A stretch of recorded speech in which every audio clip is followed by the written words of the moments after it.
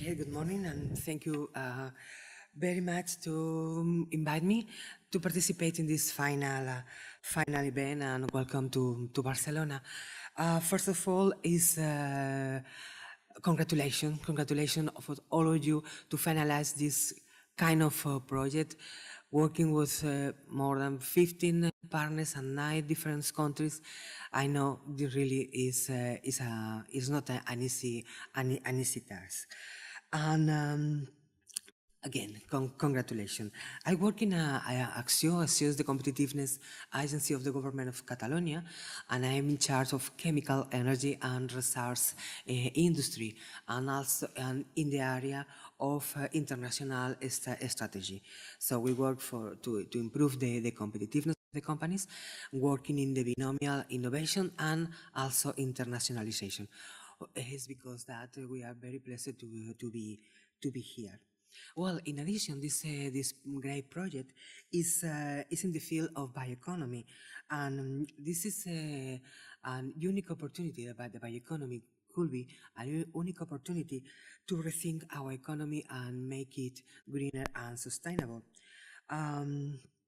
In order to cope this thing, increasing global population, the depletion of some or many resources, and also to help climate change, Europe needs radically change to approach the production, consumption processes, storage, recycling, and also disposal the biological resource. The Europe 2020 strategy called for a bioeconomy as a key and a smart element for make Europe greener and sustainable. So advances in the bioeconomy research and innovation will allow Europe to improve the management on natural resources and open to new and diversified markets of the products. I say that these advances in research and innovation will also improve our possibilities and Europe, and to make and open new and diversified markets and bioproducts and reduce the carbon fossil dependence. And also advancing biotechnologies and bioeconomy will face not only technological challenge but also societal challenge. The first of them is water. Water is the main source of life, and is necessary in the most of our activities. And yes, our planet is blue. By 97% of available water is salty, and the rest is subject to some periods of rain and drought, or is iced. About 1 billion people of the world have not access to safe water, and many others have it with difficulty. And it's estimated also by 2030 the water demand will increase even more than 40%. And another point is the scarcity of materials. There are many raw materials that there are problems to find it. The main is antimonium, but also indium, gallium, niobium. Maybe there is not the most glamorous elements in the periodic table, but we use it every day, and we have it in our fingers because they are fundamental elements for electronic and electrical devices. And they are not only are scarce, but also the condition of extraction are increasing thought, and also exploitative, and they are reaching the limits of ethics or even the human rights. And in the other hand, we systematize the waste, and in any industrial or even domestic activity, we expect that some of materials we buy, they will go in one form or another to the garbage. In Europe, every citizen consumes 16 tons of materials per year, and we just see and 6 tons of these 16 materials go to the is throw away. So it's like a matter to start thinking about it. And also the energy. lighting, heat, transport, industrial operation, computers, television, mobiles. Without energy, we could not do all these activities, and we consume large amounts of energy. And its origin is mainly fossil and causing CO2 emission, the main greenhouse gas, and according to the BP report last year, only 1% of the total world needs is used from renewable energy. We can add the energy coming from idle plants, and we arrive to 7% of the total energy mix consumption has a source of renewable. And in other hand, we have also the cities, the increase of the cities. Cities already account 3% of the land of the surface, and is responsible for the 75% of the CO2 emission. And according to United Nations forecast by 2050, the world will live 70% of the world people will live in a cities. In fact, in Europe, we are 75% of the people we are living now in a cities. So we will need not only smart cities, smart transportation, smart health services, and also all the people in the cities will need food and smart agriculture, smart relationship. So this is another challenge. Well, this development of bioeconomy will therefore contribute significantly to mitigate the impact of climate change. We have reached the limit of the physical capacity of the Earth, but in fact we are overreached this limit, and according also with United Nations, the mankind as a whole, we will need 1.5 Earth to keep the pace of the current consumption and development. And it's clear that we have only one planet, so that is not sustainable, and it's because that is necessary to start to shift our model from this linear economy based on extract, produce, consume, and throw to a circular economy. And different countries in the European Union are developing bioeconomics strategies to establish the main lines to promote this new model and shift to this circular economy. Circular economy is not only about waste. It starts with thinking and design the materials of the product that made it much more profitable, reparable, and useful, and also implies all the value chain, including logistic production methods, logistic chains and providers, and also the way as we consume. And probably the word of or the sense of possess these things could be changed in the next years. And bioeconomy has a very important relationship with this circular economy. So bioeconomy is all the biotechnologies related to bioeconomy want to use raw materials from different alternative ways, from biomass, from agriculture and forestry, but also from the waste of farms. Here in Catalonia, we have a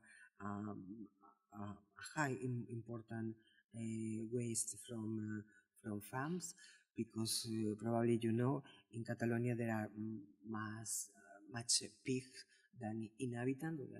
Our population of pigs is higher than inhabitants, so we have some problem with this manure of pigs, but also we have a very important agriculture sector and agro-food industry.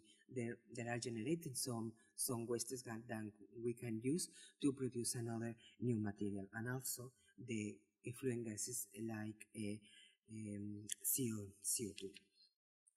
Well, The challenge to do this is not easy, and we find some barriers because there are different actors working, and they must work in a harmonious and consensuous way.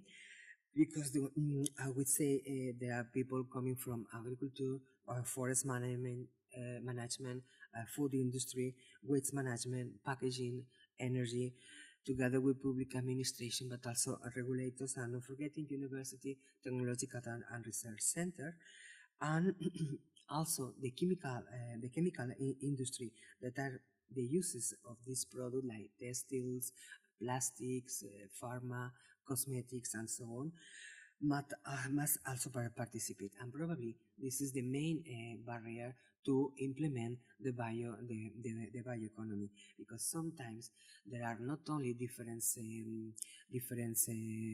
needs, but also different interests, and to make this consensus of this part could be an important barrier. Another barrier is the regulatory frame. Product by product, the loss of condition of residue, the waste, all these concepts must be clear, and also make it easy and flexible in order to foster this bioeconomy. And on the other hand, the standardization of the new secondary raw materials in order to make the market and this new market safe and reliable. I really don't think that technology will be a barrier, because all the knowledge to make these things possible already exists, or they already exist. As if not, we have the talent, the know-how, the know-what, and the know-who to do it. For me, the barrier is how to make arrive this technology to the companies, and how to this technology fit the end user needs.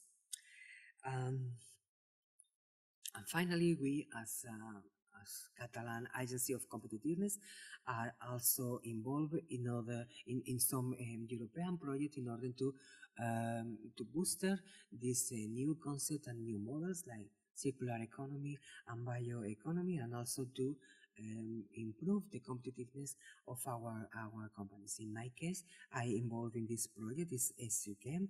It's an Interreg project. We are 7 European regions working in order to define the challenge and the opportunities for the chemical sectors, because probably you know that chemical sector is one of the most important sectors in Europe, but the last 10 years they are losing capacity, and losing employees. But we think that chemical industry have a very good opportunity to provide innovative solutions in these new models like circular economy and bioeconomy, and we have the challenge and the opportunity to make it possible. Next month, 5th October, in the framework of Expochemia, we organized a seminar about this challenge and trend for chemical industry, and how they can provide this new and innovative solution. And I warmly invite you to join us on this seminar. Also, in the framework of Expochemia, next month, there are another seminar. This is a side event in Expochemia. It's about industrial biotech, and there are 3 different activities related to bioeconomies. One is an exhibition area with some companies, so their activities. Also, is a partnering system where exhibitors and non-exhibitors will participate, and also a seminar with international and national experts to discuss the possibilities from different points of view. Okay. The European Union is working to develop a European and not only develop but also update the European strategy of bioeconomy. Next month, November, probably 16th of November, we will present not only this new update bioeconomy strategy, but also a manifesto where research centers, NGO, small and large company, and also regions, we participate in order to put on the table the different opportunities and the different challenges to develop this new bioeconomy in Europe. We believe that Europe can lead the change toward this new bioeconomy and make Europe greener and sustainable. Well, the results of this you have in this project really are very promising and also help us in order to make and to foster this to booster this bioeconomy. And also, I repeat again, congratulations. Well, finally, I just to with you to enjoy Barcelona and also enjoy Catalonia. But first of all, let's enjoy the great project result, and I think we can touch and taste these results. Okay, thank you very much. Have a nice bio day. Bye.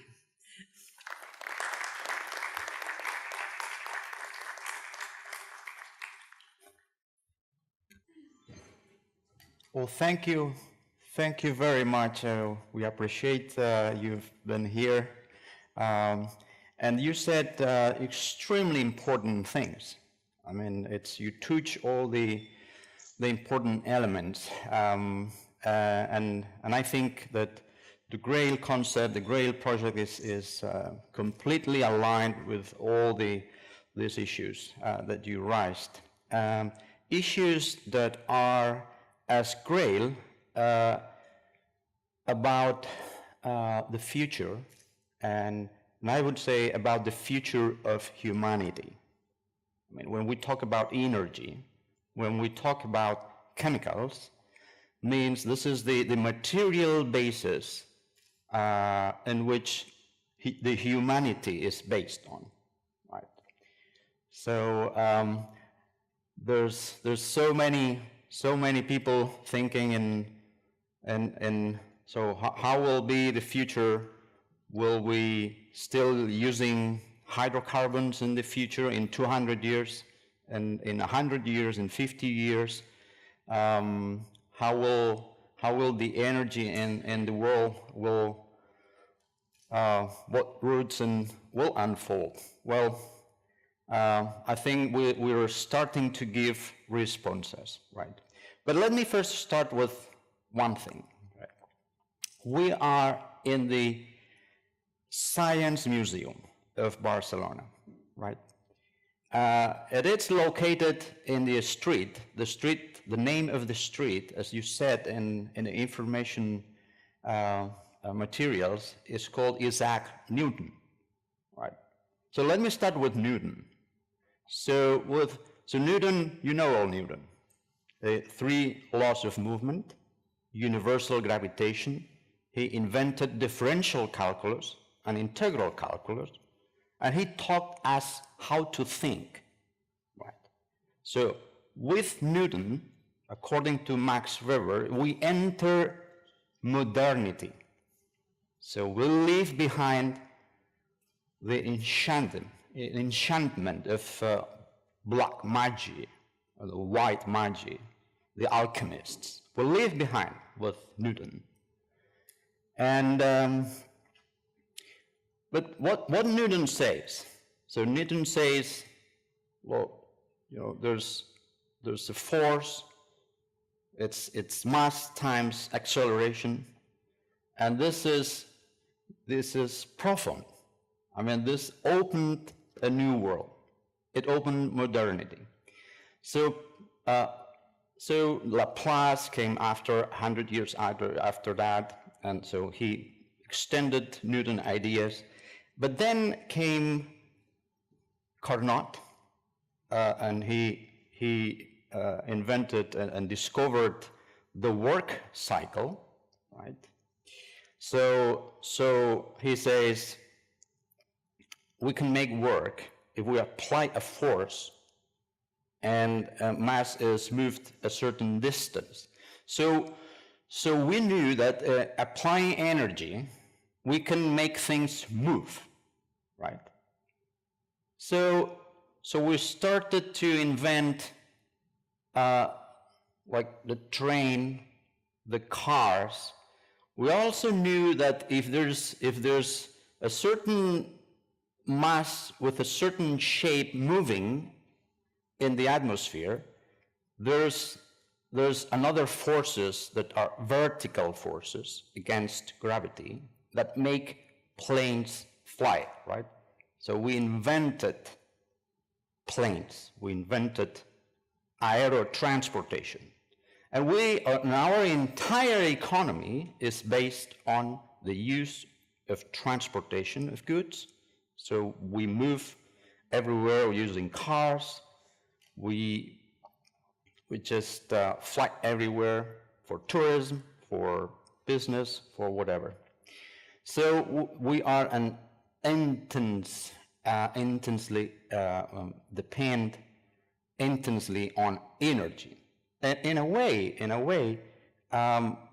so we are fortunate. We are fortunate. Our generation is living very comfortable. Not all planet, but we are really fortunate. So now, but you know, to generate work, the most important thing is to generate work, movement. You need energy, right? So, but to get energy, you need work, right? This is the energy balance. You cannot create energy, right? So, and the reason we are fortunate is that someone in the planet has made chemicals that contain energy, and we are using that energy to make work and to sustain the entire economy. So who is making energy in the planet? It's biology.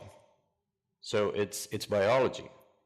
The biology in the past, in ancient times, like tens of thousands of years ago, so harvested light from the sun and started to create chemicals, right? And then those chemicals were end up in wells, in oil wells, and in carbon, in coal. And what we know today, it's fossil fuels, right? So we are fortunate to have access to this vast amount of hydrocarbons or carbon and extract the energy they have. Hydrocarbons, on the other hand, let me be clear on that. Hydrocarbons is the chemical or it's the chemical where you can have the energy more concentrated by physical laws. There's no other material on Earth other than a hydrocarbon that can concentrate energy like that, right? So that's why we use kerosene in the planes. We're not going to use batteries at the moment on planes, right? So we have achieved to use batteries in electric vehicles today. And I think the work of Elon Musk is exquisite. It is doing a great job, right? But you know, electrons need joules, right? Moving electrons, you need joules. You need energy to move electrons, to move an electric vehicle. So using electric vehicles does not solve the energy problem, the energy equation, right? So we will steal energy, we will need energy. I don't want to teach more because I think I'm start to preaching rather than talking in front of an audience that I think we're fortunate here to have the most brilliant minds in Europe when it comes to think about energy and the energy concepts of the future and the chemicals of the future. So this is the Grail team, which gathers today, so I will pass the word to all of them, so you can know so what the Grail has developed over the past 3 years and a half, or almost 4 years, and we are presenting today. We are going to see, and this was an idea that we had. It's presenting the real materials, like what we are doing and what we have developed. So the group is composed of it's 14. You will see here in the posters and in the materials there are 14 members. 14 institutions from all around Europe, everything from Norway to Italy, France, Spain, Germany, and many other countries, with a common objective, which has been, in this case, taking glycerol, crude glycerol from biodiesel manufacturing plants, and converting crude glycerol into energy and chemicals, right? So why glycerol?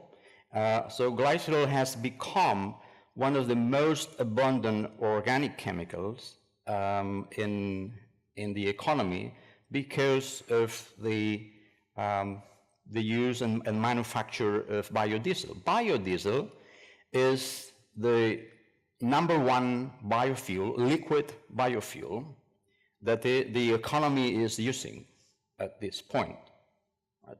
So it's been a very important milestone, the history of biodiesel, of getting biodiesel into the market. Why? Because it is the first time a hydrocarbon type molecule, so a high density fluid, high energy density fluid, has broken the monodominance of fossil hydrocarbons. So biodiesel has been extraordinarily important in the history of fuels, right? It is true that it created a certain adverse effects on certain uses of the land, the use of tropical forest to grow the plants from which we extract the oils and things like that. So that is true, and that is, we'll have to take that into account. And here is one idea I would like to share with you. It's when we design the future, so when we design energy concepts, when we design chemicals, I think it's very important to take all the constraints on the design phase, because otherwise, so there are adverse effects going on afterwards. So and this exercise has been done in Grail. So everything we have designed, so Grail, there are designers, chemical designers, molecular designers, there are biochemists, there are biotechnology experts, chemical engineers, and also experts in in looking at how the technologies that we are developing and designing impact the environment or the human health. So all those people has been working together in a way that has been perfectly coordinated and structured. So we're quite certain that we are not going to deliver something to the society that is not within bounds, right? Within environmental bounds. So I think, well, that's basically what I wanted to say. And I would like to say a big thank you to all the team group. It's been a pleasure to working with you. We will still be working for several months, but it's been we have learned a lot together, and I think we have been able to reach important conclusions that have been but you can see here, right? You can see what products we have reached access with chemical routes or biochemical and biotechnological routes. We have been reaching products. So the outcomes are actual products, actual processes to make the products from abundant materials, and sustainable materials, meaning we're using waste or side product or byproducts. So we're not using arable land, additional arable land. So that has been important as well. And so also we have reached actual products that could end up, and I'm certainly will end up in commercial scale in the future. Other results, other outputs have meant an important advance of where the state of the art was at the beginning of the project. So we have pushed the technologies and designs in a very interesting way. So we are creating opportunities for the future. So Grail project has not been a neutral project. So things will, or we are going to change the world of fuels or biofuels, or we are going to create important opportunities in the future. So future researchers, future innovators will grow up from the results of Grail, no doubt. Right? So, and I just don't want to stall more of your time here, and I would like to start this showroom session that I would like to maybe I can, if I can take the liberty of starting with a stunning experiment. I mean, I would like to show you just this. We're going to light a liquid, and there will be a flame, and I asked whether this would be possible inside a science museum, and they told me that as long as you have in hand extinguishers and the flame is small, that could be no problem, right? But let's start doing a very simple experiment right now. So so I would like a volunteer that comes in on the stage here. Oh, fantastic, Giuseppe, that's excellent. This was not at all prepared in advance, so it's a spontaneous generation of opportunities, right?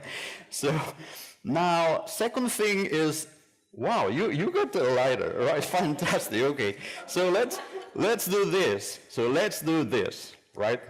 We have two liquids. This liquid is what we have in, what we have in the car. So you go to the gas station with your nice diesel car, right? And then what you put inside the car is this thing, right?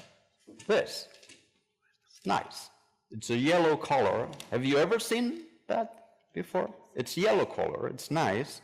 So this is hydrocarbons, and this was like 100,000 years ago. It was probably a plant in a tropical forest, and then dinosaurs ate, and then everything went underground, and the geological forces with temperature and pressure made this fantastic hydrocarbons right here that we distilled. We just make certain chemical modifications in oil refineries, but we get this hydrocarbon, right? And here is, so one of the, this is one of the outcomes or one of the projects that Grail has helped to advance very much, and it's a liquid fuel. So the similarity, it's very similar to hydrocarbon, right? So this is very similar to hydrocarbon. The only difference, it contains a fraction of oxygen, right? A fraction of oxygen atoms. There is no oxygen atoms are in this in the hydrocarbon, in the fossil hydrocarbon. So we have hydrocarbon type of molecules with a little oxygen. So please just light the future of the energy. Okay. And this is an important moment. Should I light the past first and then? Please, the past first, right?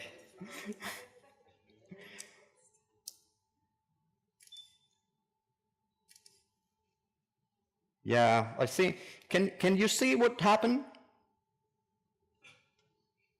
think the flame is pretty.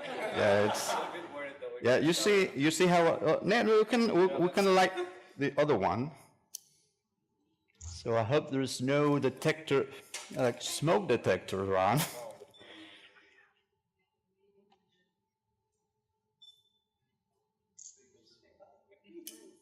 Are you worried? You concerned?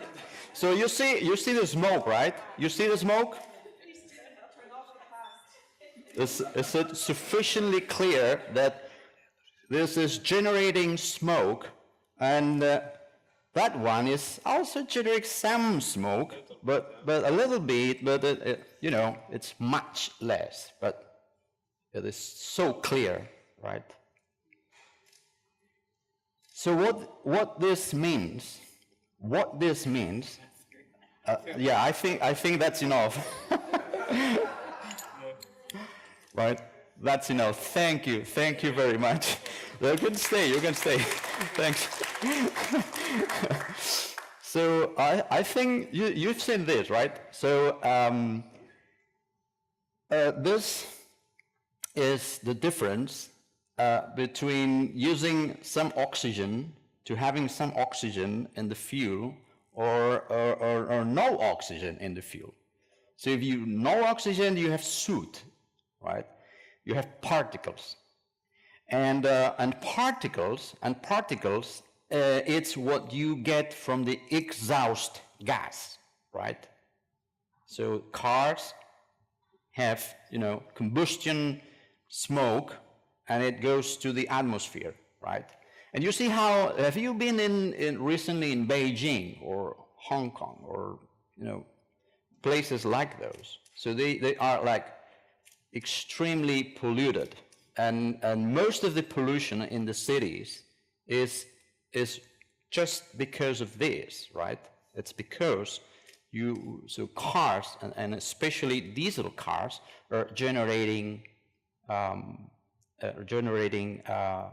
lots of particles, right? Particles go to when we breathe, they go to the lungs, and it causes all kinds of respiratory things. Also, some of those particles contain volatile organic materials, chemicals, that they can be cancer and mutagenic, right? Cancerogenic and mutagenic. So the authorities in health authorities are very much concerned about the quality of air of the cities. And I would like to go back to the important notions that we heard to Maria Dolores. It's that people is going to live in like 70% of the global population is going to live in cities. So the future, look at that. We're so much concerned about climate change that we cannot even see that we have more immediate needs, right? So climate change takes place in geological scale, right? In thousands of years, right? But pollution, air pollution, we have today air pollution today in our cities. Only in London, so the health authorities estimate that every year, there are tens of thousands of deaths related to the air pollution, or in one way or another, connected with air pollution, right? So, and this is immediate. This is right now. This is happening right now. So what is the fuel of the future? The fuel of the future is one that not only combat the climate change, which takes place in geological scale, but also takes care of air pollution, right? And not only that, so any fuel that we design, anything that we design, it should be compatible with the economy, meaning we cannot disrupt the economy. We cannot make, a biofuel that costs like 10 times what this cost, right? How much this cost? It's, I think it's 1.13 euros, right? So you go now, it's 1.13 euros per liter, right? So we should develop things, we should design things that are cost comparable, like cost effective, or we cannot disrupt the economy. What happens if we create a biofuel that the cost of production is double, right? It's double. What it creates is lots of things. So first of all, there's no fish in the market, right? So mom and dad cannot feed their kids with fish, right? That's what happened. So it's important to design with cost in mind, right? I'm saying this because you probably have heard about, and there are hundreds of publications about alternative fuels, alternative things, but we need to be cost effective, right?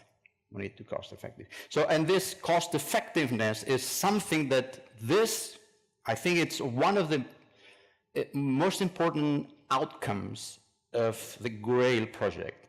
So it's a Grail project, is the concepts. You will see all the concepts have been in order to be able to deliver materials, chemicals, biofuels that could be comparable in cost, right? And I think this is, this is unique, quite unique outcome. that is bringing the project. And so I just want to proceed, and I will go to the next table, if you allow me, and I will start to maybe call my colleagues from Grail, just in order to say a few words about what has been the outcomes and how we organize. But let me start saying that the feedstock, the material that we are starting from, so instead of oil, is now at this point crude glycerol, right? So crude glycerol is this thing. So glycerin, you probably go to the pharmacy and buy your glycerin and things, and it's transparent, it's pure and things. But this is an industrial raw material, right? The crude glycerol. It's just a mixture of Coca-Cola and coffee. The color, I mean, it's horrible, right? So one of the goals of Grail project is to purify glycerol, right? So from here to here, right? With a new process that is alternative to what it exists today, and that it could be even more cost effective, right? So this is thing. So from here we can go to very different. So we can make very different things, right? And we will tell you a little bit later. But let me say before that from the Grail, so from this material directly, we can go to this O-bio. So the O-bio is a fatty acid glycerol formal ester, but basically it's that product that we light on before, right? So from here we can go there, but just by combining glycerin to waste oils and other waste originated regions, right? And I just would like to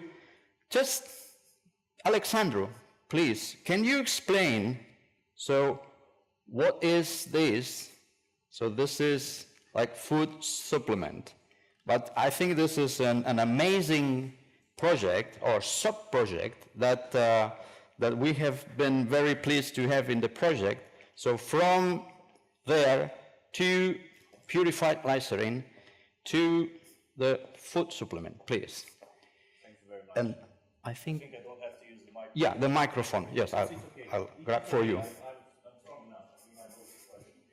I think Yeah, but just okay. So my name is Alexandru. So I'm coming from Biozoom. We are a food company. We were responsible in the Grail project of the microbial conversion of glycerol into some value-added food compounds. This is our main business of producing food. We are producing food compounds for niche markets. One of our niche markets is the elderly. As before me was discussed, there were several hints that we are getting more and more people. 75% of the people are expected to live in cities. In Europe already is happening that. This is one of the problems which we will have, and another problem which will affect again our well-being and our sustainability is that we are getting old fast and long, let's say like that. If you look to the group of old people, you will realize that by 2050 we will be about 51 million European citizens about 8 years old.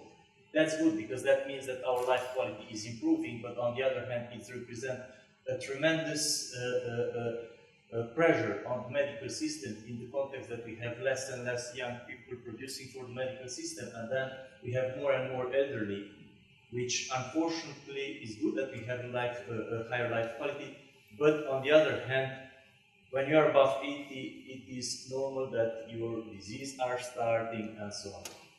So what we are doing, we are producing special food for people which are having different problems, because especially in the group of people above elderly, malnutrition is quite a common thing. And malnutrition means, just for the ones which are not into the area, it means of a deficiency in the nutrient intake. That doesn't mean that you have to be skinny. You can be fat and you can be malnourished. That means that you do not have the required nutrients for the good functioning of your body. The problem with malnutrition is, okay, so I don't eat so correct, that's not the biggest problem. But in elderly, malnutrition is connected with many, many other diseases. And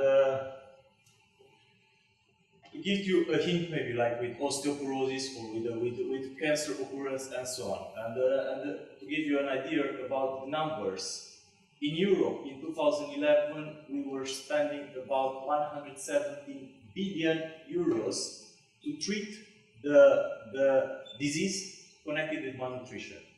So, what is the connection with the Grail? We have to think that we will be more and more people, and we have to think in a sustainable way, and we have to think to produce food in a sustainable way, so we cannot block the next generations, the quality of the food. And here is coming all the connections.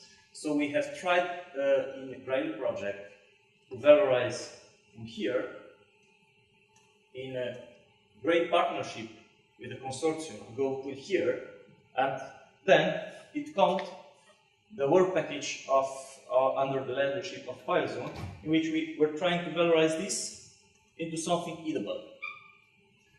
So basically we try to different microorganisms which are able to convert, let's say, almost non-value waste into a high-value product.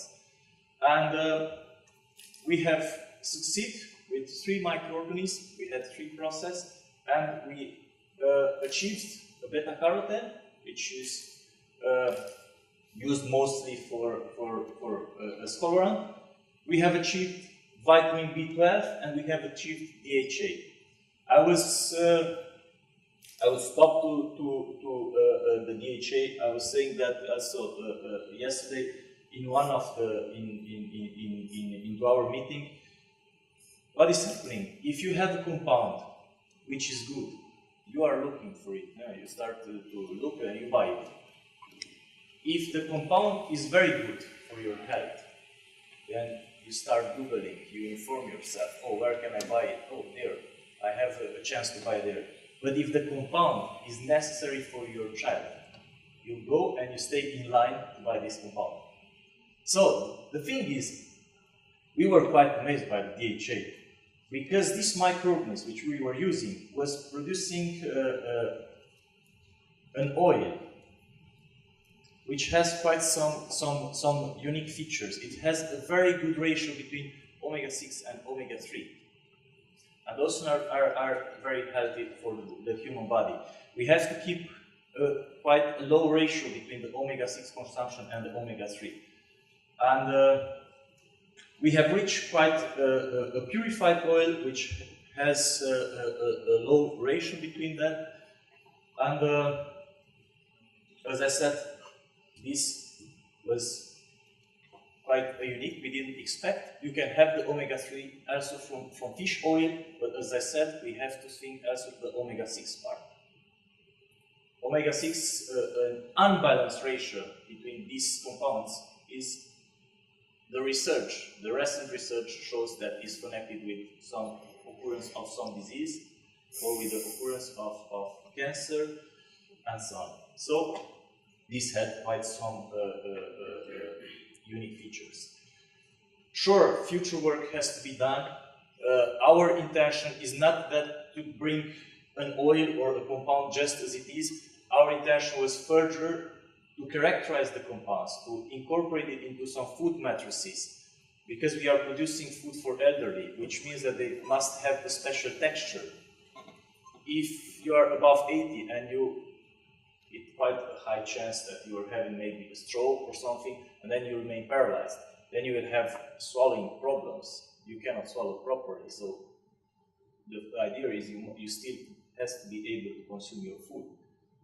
And then we are modifying the texture of the food, and then we are incorporating these compounds. And then we are characterizing to see, oh, how are they affecting? When you heat them, because you have to heat it in order to be safe, minimum 3 minutes at 75 degrees, is this modified texture compound still keeping the shape? Because we don't want to serve a puree. This is what was happening up to some years ago. But that is not something which is attractive. I don't want to eat a puree when I am old. I want to eat maybe a modified texture, but which looks good, which looks appealing. And now we have the baby boom situation, which, let's say, they are used also with a bit less. But the elderly which are coming till 2050, it is my generation, and we want the things to look good. So, in somehow, all of these concepts were connected into our work package. Summarizing very short, this is what we were reaching. Sure, it can be done in the future, some further optimizations and so on, but I think we have opened throughout Grail a really important gate of sustainability and nutrition and responsible nutrition, and the next step, what we will try to make is to go into a personalized nutrition. So thank you very much. Thank you very much. Thank you, Alexandru. Thanks a lot.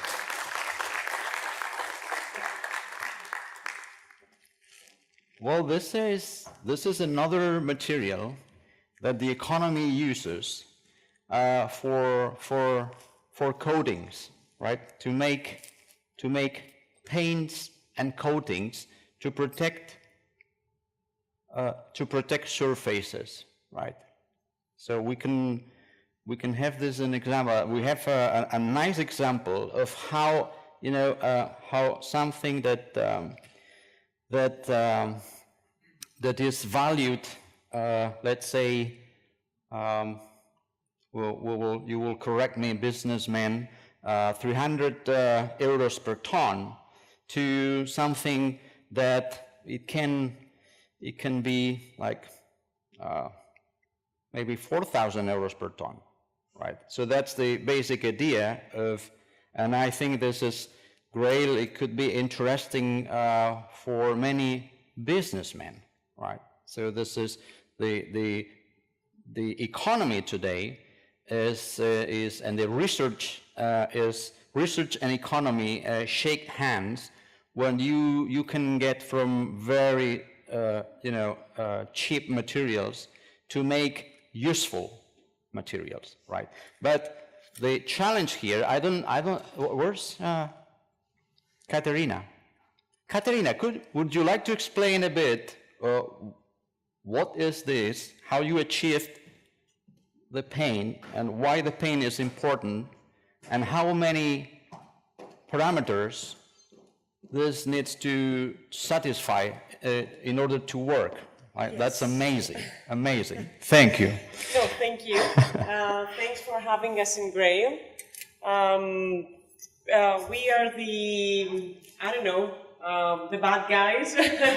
We are a chemical company. We are manufacturers of raw materials for industrial and architectural coatings. So it's the heavy industry, if I can say that.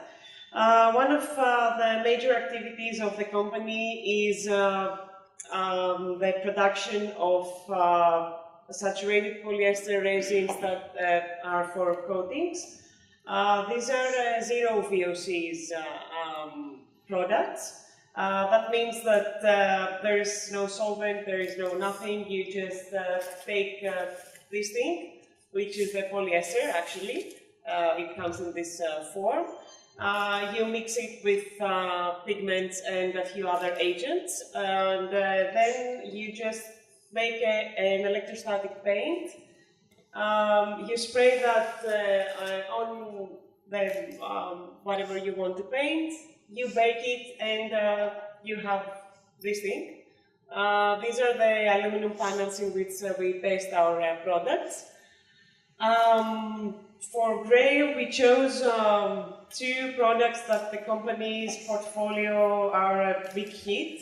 Okay, for sure, apart from these resins, we have tasted also other things, but this is a major market that the company has. So, the first thing that we look is the color of our resin. Usually all the resins that we have are very lightly colored, and this is because this is mixed with pigments, so you don't want your base to be colored. We incorporated, and for these type of products we want high purity glycerol. So it's pharmaceutical grade, it's 99.5% pure, and this is why we chose the glycerol from the purified one. These are mixed with cross-linker and pigmentation and pigments. Usually for our tests we use white paint, white pigment. There is a couple of other agents that we also use in order to fix the flow and the appearance of the final paint. And the tests that we usually perform are the impact tests. Actually, it's a ball that just hits the panel, and you just see here if it has cracks or not. Depending on the formulation, you have different properties. For these type of products, you don't want any cracks, you don't want anything. It's also a high gloss system because it is for particular applications. And also, you need all these to be resistant in acids and in ketones. So another test that we performed is called MACRAB. You cannot see it, but it's over here, it's tested. So this means that the panel that the paint is resistant on ketones and on acids. So you don't see the panel on the back. Also, we have adhesion tests. So that means that the paint is not being removed from your panel or whatever you spray. They're called XCAT tests. And there are some scratch tests that we also perform. This is just to see the hardness of the film that you have made. All these were quite successful, I can say. It all matched the specifications of the commercial products, of the products that we do have now in our portfolio. And actually, we couldn't believe that, to be honest. But yes, I don't know what else to say.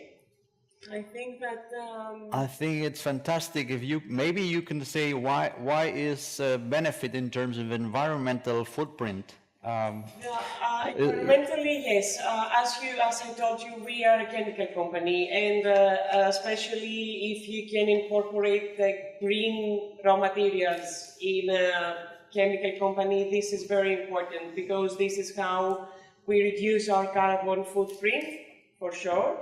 And we just proved that we can go greener to everyone because not many people believe that somebody who has and is working under high temperatures, and we use diesel and mazout for our reactors and all that, we can at least reduce our carbon footprint, not by the energy, but by the raw materials that we use for our production, which is very important for us. Thank you very much. So, thank you. Thank you. Thank That you was all. so good. Yes. I'm glad it was. We sure hope that we can, integrate more products in this kind of green energy. Fantastic. Yes. Thank you very much. Thank you. Thanks, Katarina. Well, I'm going very, very quick to this. So from here, from fatty acid glycerol formal ester, we end up with a cream, like it's a cosmetic cream. So no, maybe like that. So you can use it. So you can just take. So we use this. So molecules. So this is a biofuel. Yeah. So you can use in a car, but molecules don't know what they are. So it's scientists, it's conscious minds who tell who you are, what is your function to this chemical. So we thought because the molecular structure, it could be a good emollient in cosmetic applications. And here it is. So it's a perfect cream. You cannot probably distinguish. So the cream you have, it's a base cream. It's not fully developed, but it's a base cream and it's fine. Now, I want to go to a very interesting thing. It's here. So it's a little, so this is a plastic. This is a plastic, but it has an stunning history that I want this explained, that maybe Anna or whoever on the team, or Harry, you please, Harry, that's fantastic. So this is a piece of plastic, but you cannot imagine how it has been manufactured. Okay, thank you very much. You take that. Yes. Okay, I'm Harry Kavala from the Technical University of Denmark. So what you see here is actually plastic. I don't know if you can actually see it. What we try to do is to replace chemical-based plastics with crude glycerol-based plastics or alternatively formed bioplastics. So what we did is we took this very nasty brown crude glycerol, and it's actually very smelly, I have to say, and we ferment it using microbes commonly widely found in nature. So we produced some molecules, and then in a second step, other kind of microbes are able to accumulate those molecules in this form, in the form of plastics. After that, we take the microbial cells, which are full with plastic, and we break the cells and we extract the plastics. And they actually look like this. Why do we want to replace the oil-based plastics or chemical plastics with bioplastics? You can, if you have a look around you, then you can see all kinds of plastics everywhere. And the plastics we're using nowadays, they are not biodegradable. So they stay in nature for 100 years. They also have adverse effects on our health because they contain the so-called plasticizers, which are hormone-like compounds, and they can actually interact with our own metabolism. So many nasty effects due to oil-based plastics. So these kind of plastics are actually biodegradable. So if they are disposed at nature, they are actually biodegraded, decomposed very quickly by naturally occur microbes. And we hope that it will be possible to make bioplastics without adding plasticizers or other chemical compounds which can actually interact negatively with our own metabolism or the animal's metabolism. So this is what I had to say. Thank you very much. Thank you. Thank you, Harry. It was amazing.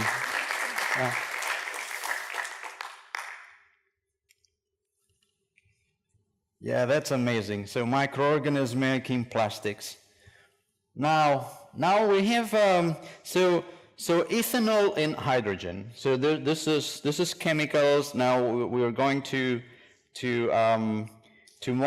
these two molecules, ethanol and hydrogen, you can see as chemicals because they can be used as chemical reagents and it have a function in the chemical industry, even in the food industry, but you can see them as energy as well. So I would like, there's no product, because hydrogen is not a good idea to have hydrogen here, just because obvious reasons it's boom, right? It can be really dangerous. So and there are, who is Vito? Would you like to explain hydrogen ethanol?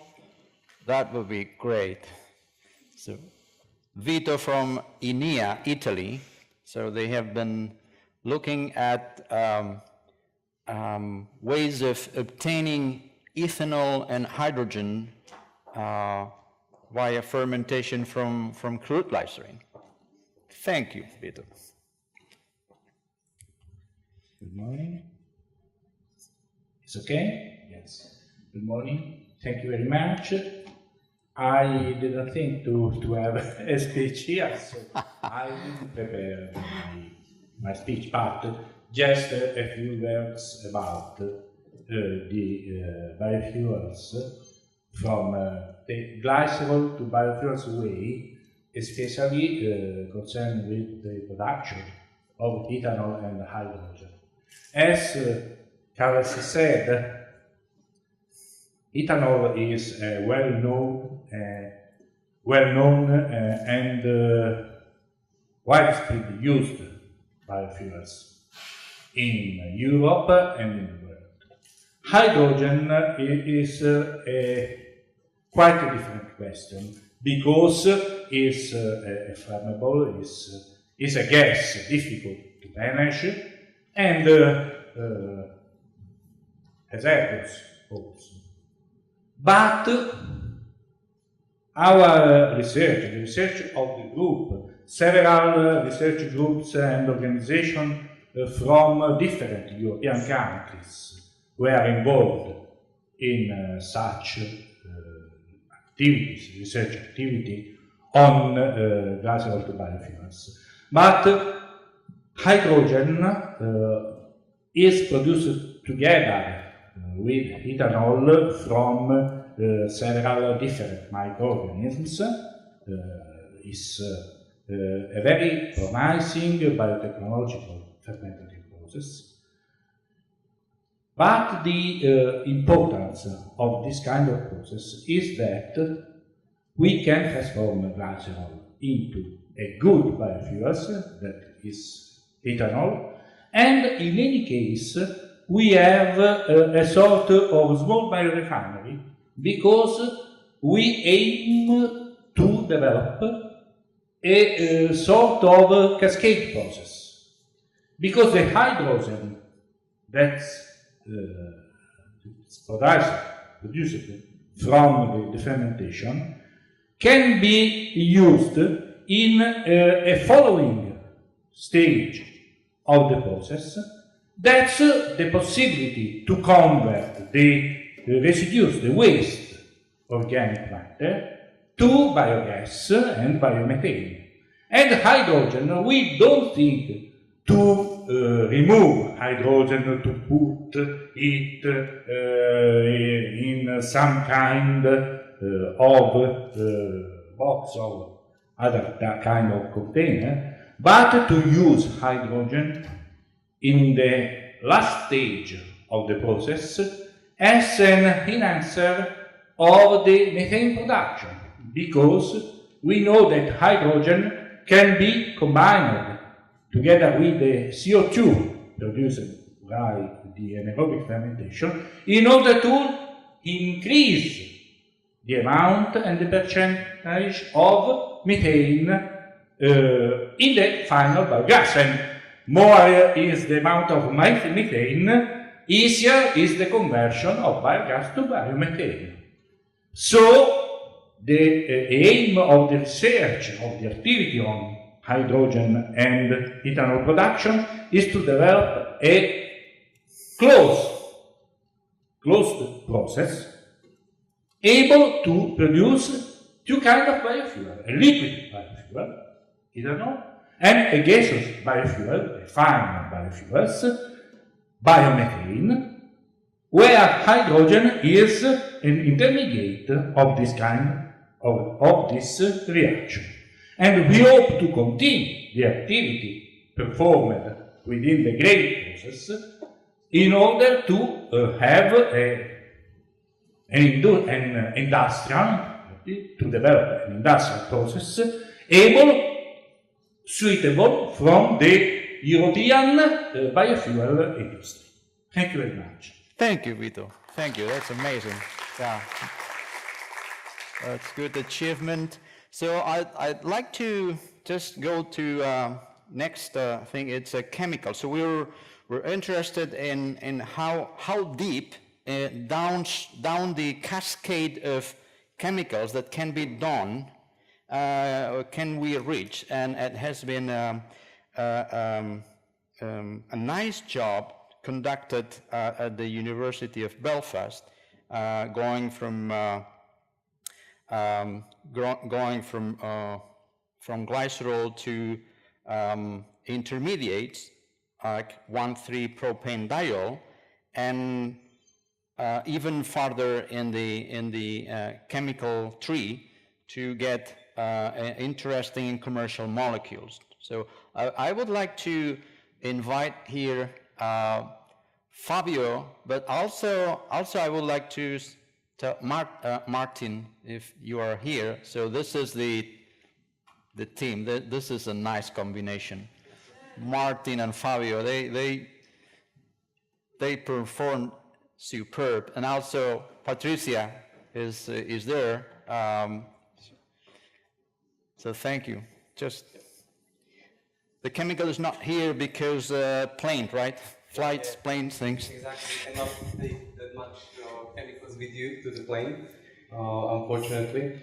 So the strategy actually what we use together, I'm coming from Slovak University of Technology and Fabio from Queen's University of Belfast, was actually that we were taking this substrate and use the microorganism to convert it into intermediate, which is in our case 1,3-propanediol. So this starting material, to be perfectly honest, it's quite dirty and contains a lot of inhibitory factors for the growth of the microorganism. So what we actually had to do is to protect the microorganism against the toxic content of the crude glycerol. And we use the immobilization of the microorganism as a protection method for doing that. So basically, we developed a system where we immobilize the microorganism, and it helps to protect against this sort of substrate. Because the way which explained Carlos at the beginning, to produce the pure glycerol costs some money already. So we made, let's say, the shortcut to produce the intermediate. The next thing, which actually this helped a lot, the immobilization of the microorganism, was actually the process intensification. In this case, I mean, we reach 7 times higher volumetric productivities, which is an incredible number, regarding the production pattern and production speed of the process. So we can actually produce 1,3-propanediol as an intermediate 7 times higher and have 7 times higher speed. So the process became very effective regarding the economy, let's say, and we are producing from the waste. Basically, we are producing the intermediate 1,3-propanediol. That's biological action. And the next step actually, it's the 1,3-propanediol being converted to another set of chemicals, which will be said by Fabio. Thanks very much, obviously, for the project, for taking on board also Queens that I'm representing now. So in the next step, after what has been produced by the biocatalytic group in Stuttgart, it's take care of the transformation of the chemical platform, 1,3-propane diode, into those products that Carlos was mentioning at the beginning, the value-added chemicals. So we start from the glycerol with some, which has some price, and we will produce the chemicals that can be put into the market. So we have developed some chemocatalytic processes that have transformed the chemical platform, the fermentation product, for example, 1,3-propane diode, in several value-added chemicals, namely aldehydes, amides, that eventually have added value to the glycerol, being able then to put the final product into the market. Thank you, Fabio. That was very creative. Thanks. Thank you, Martin. Great. So now I'd like to invite here now this is the chemistry team, right, and the biochemistry team. But we have been so fortunate to be able to interact, work together with chemical engineers, right? And it's the chemical engineers, those professionals who tell you, all right, so this nice chemistry is very nice, it's perfect, but it makes no sense to go industrial production, right, and commercial production. So it makes no sense, or it makes total sense to go to commercial production. So we have been with 3 teams here from Germany, from Norway, and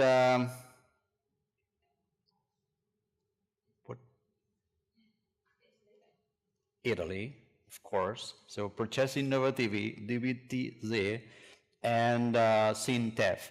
Please, a representative of the team, just come here and join us, and just explain just the little words of how have been this work and an interaction with the chemists, which is not always easy understanding between chemists, biochemists, and engineers, I'm sure.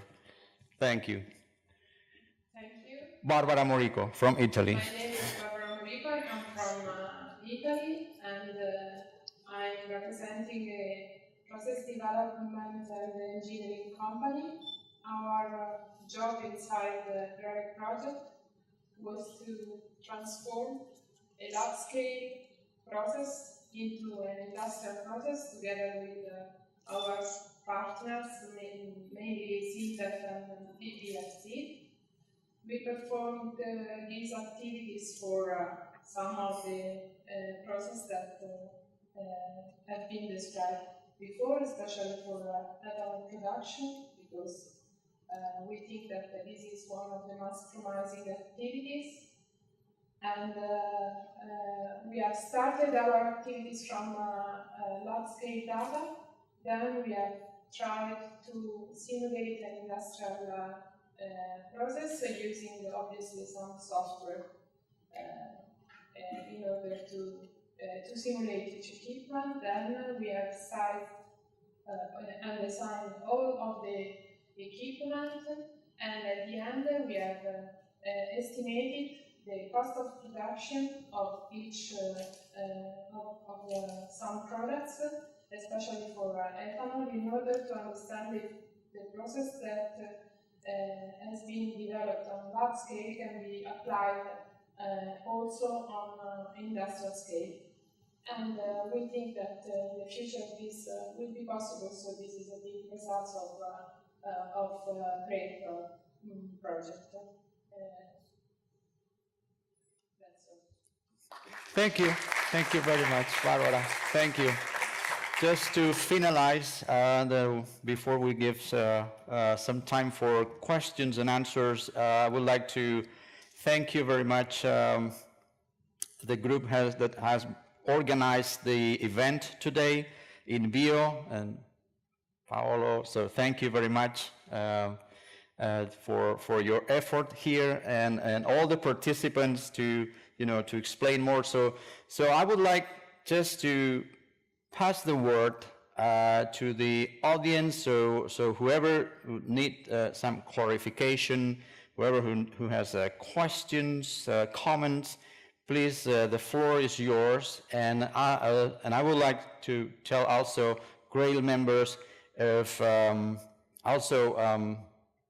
I forgot Erasmo. So you will be the first in taking the word and in explaining the life cycle analysis and the economy analysis that you have done. Sorry about that. So just I would like the discussion to flow as you desire. So Erasmo, you're the first.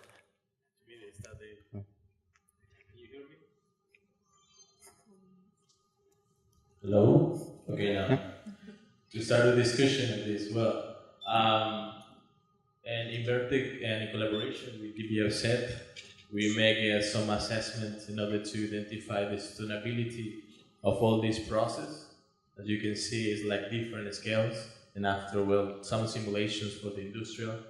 And by using this information is where we analyze if all these approaches available from the environmental point of view, economic and the society as well. Because it's quite important if we want to apply this kind of installations, in Europe, and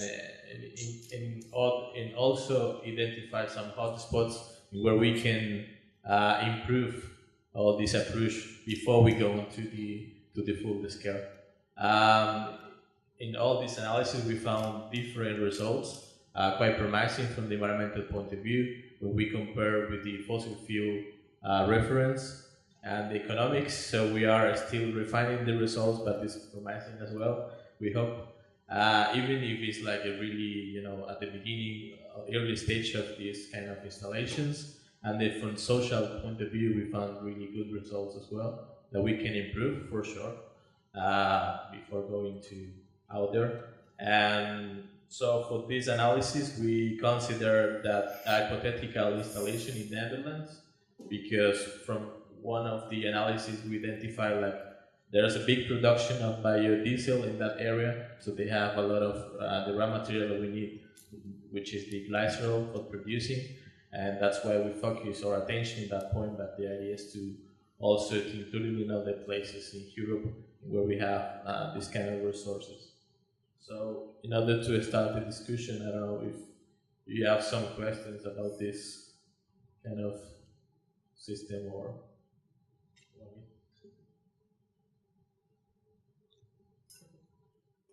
Cristiano, no comment from Cristiano? I can't believe that.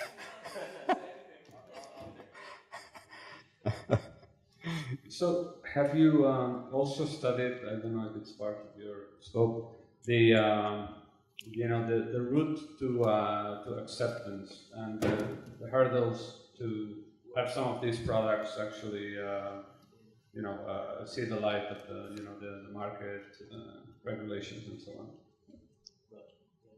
Well, actually, it was not part of the analysis of the social LCA, because it is also important to reach to know the opinion of the people, if they are willing to accept this kind of new products.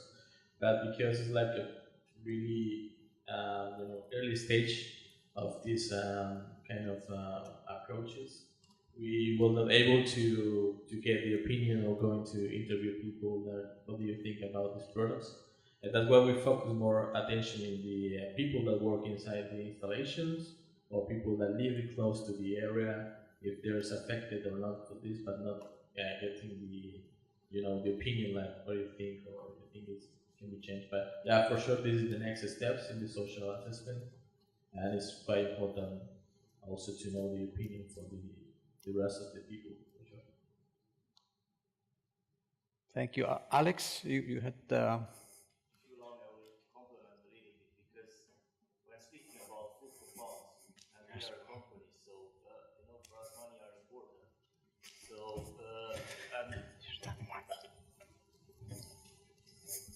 in Biozone, indeed, we were looking to the market, and our aim is to go on niche markets. So the opinion of the consumer, it's basically our main driver. And we looked from two sides. First of all, that we have to be in line with the legislation. And second, we have to be in line with the requirements and preferences of the consumer. And we are checking both aspects. Everything what we have developed is according to the legislative requirements. For example, for products like Platyslea, you know, you have to make sure that is microorganism which is already validated, and you have a compound which is validated. If you don't want to pass through the European Food Safety Authority process, you must target certain purity in order to be able to label it as a certain compound. In this case, let's say beta-carotene. For the DHA, you must achieve as well in order to be able to label it as DHA minimum 20% of the acid inside. So we checked all these things, and we have also checked the market, not particularly only for the dry yield, but regarding the food compounds, it is already identified in several years, and more it is a requirement into more green label, clean label compounds. And dry yield, it is in this line. So for the food, we definitely had to have the consumer. And at the third level, once we incorporate it, we are making sensorial tests with the compounds, because the texture has to be okay, the texture has to be not affected, but finally we have to pay attention also to the taste, because if the product can look good, if it tastes like nothing, then it will not be successful at all. So this, we have checked that for the food. So I can give you this is an interesting discussion. So we have invested quite a good amount of money in research on the bioeconomy concepts.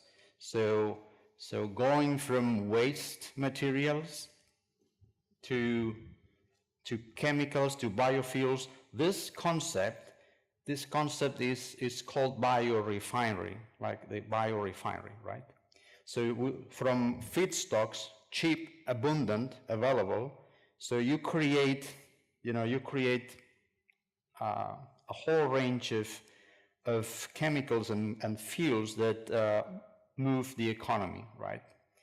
And I think for researchers that are, on the side of research, that are designing products and researching, like it is very important that for the market to absorb any of the chemicals coming up, so the economy works like this. So any chemical that we want to use has to make a function.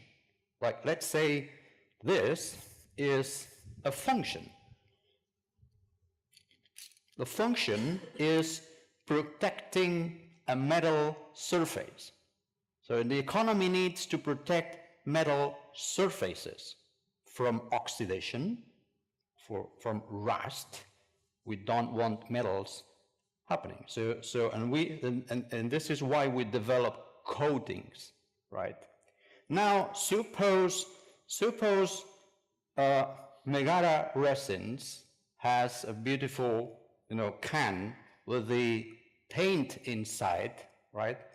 And this formula has been in place in the market over the past 50 years, and it's perfect. It's perfect. Perfect means it functions as it has been designed. And function means, in economy, satisfying a number of different constraints. Like there are technical constraints, economical constraints, and then whenever a chemical or a product in the market satisfy n different constraints, then it is amenable for marketing, right? So here, for instance, what it needs to happen is that any change that is made in this formula, like introducing a bioeconomy chemical, right? So the biochemical needs to perform as well as it performs the oil-based chemical, right? And this is very important. Now,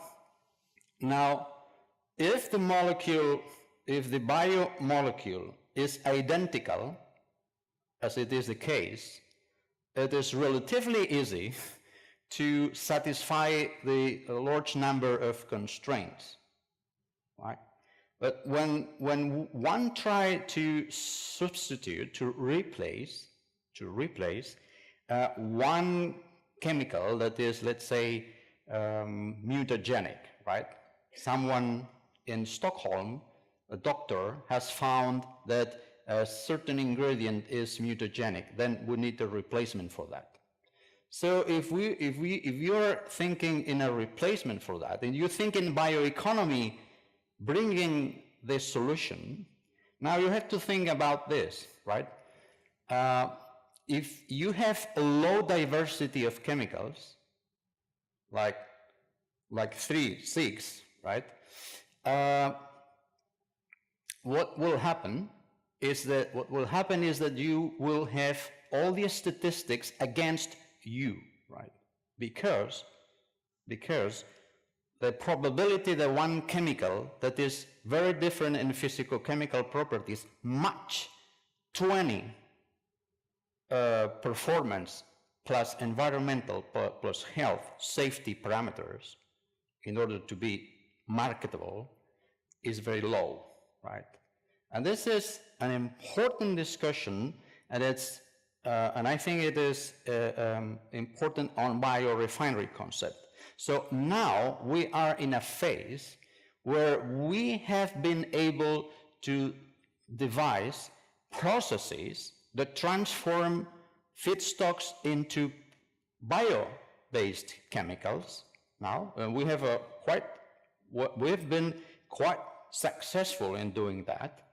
Now we need to think in the second step, which is how these bio-based chemicals will reach the market, will be absorbed by the market. And then it's when we need to think in statistics. And statistics say you need diversity. Imagine an application chemist like Katerina in Greece, in Megara.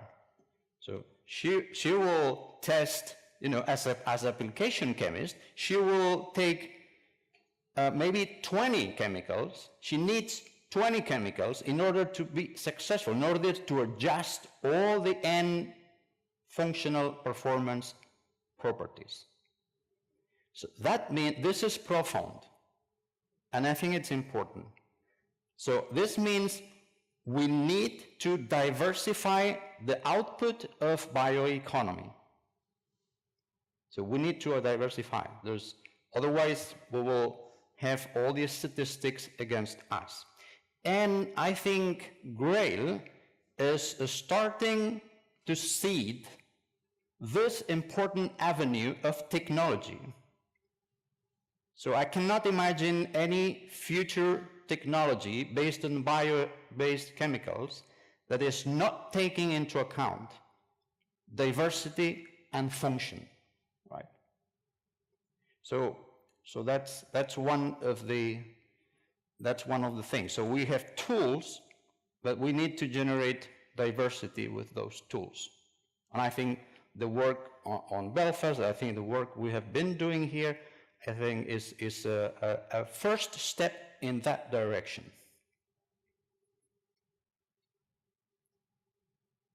Any comments more? Any questions, replies? So if not, I will invite everyone to just chat, look, touch, comment in a more informal way before we leave today. And just I want to thank you very much your being with us today, and we'll hope to work together in future projects. Thank you very much.